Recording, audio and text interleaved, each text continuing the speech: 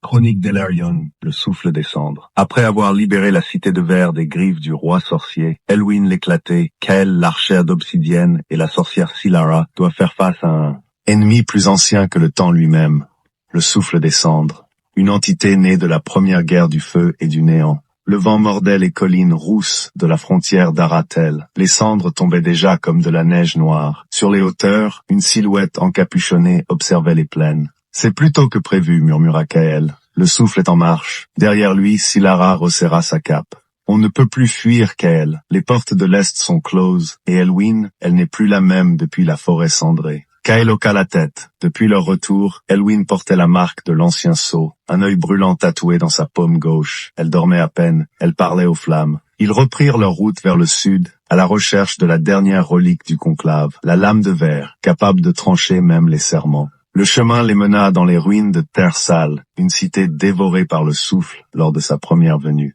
Là, dans un sanctuaire oublié, gardé par des esprits scellés dans des miroirs, Elwyn se tint devant la lame. « Elle m'appelle, dit-elle. »« Ce n'est pas elle qui t'appelle, répondit Silara. C'est ce qu'il reste de toi. » La lame vibra au contact de sa peau. Un éclair, un cri, et une vision. Un trône noir au sommet d'une montagne en flammes, et un nom soufflé dans la brume, Maleth. Pour atteindre Maleth, ils durent conclure un pacte avec les seigneurs de l'abîme, des dragons anciens, mi-esprit, mi-mensonge. En échange de leur aide, Elwyn donna quelque chose de précieux, un souvenir, celui de sa sœur morte. Quand les dragons acceptèrent, les montagnes s'ouvrirent, révélant un chemin vers le cœur brûlant du monde, mais le souffle les attendait. Et cette fois, il avait un visage. Kael décocha sa dernière flèche, celle forgée dans le bois d'un arbre monde. Silara, vidée de sa magie, prononça l'ultime incantation des voiles. Mais ce fut Elwyn qui, en tenant la lame de verre, prononça un serment interdit. « Par les noms perdus, par la lumière que j'ai trahie, je te lie à moi, souffle, et je t'emmène. » Et elle sauta dans l'abîme, entraînant l'entité avec elle. Le monde ne brûla pas.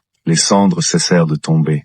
Dans les collines du nord, un arbre naquit là où Elwyn était tombée. Un arbre aux feuilles de verre et aux racines profondes. Et Kael jura de raconter cette histoire à quiconque oublierait que parfois, le feu peut aussi guérir.